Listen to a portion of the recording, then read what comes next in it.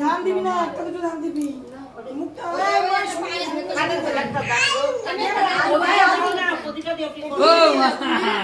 এইটা একটা টাকা। ওর মানে বে আচ্ছা দিবি না।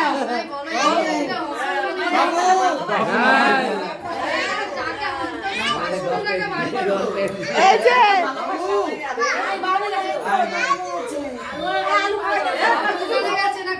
কইলো পরে দেবে বাবাটা দুই রইলো ক্যামেরাতে তো উঠে গেছে 200 টাকায়।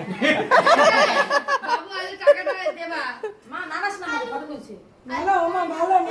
ওইদিকে আয় আমার কাছে তার ওদিকে গিয়ে বস আলু আলু আলু আলু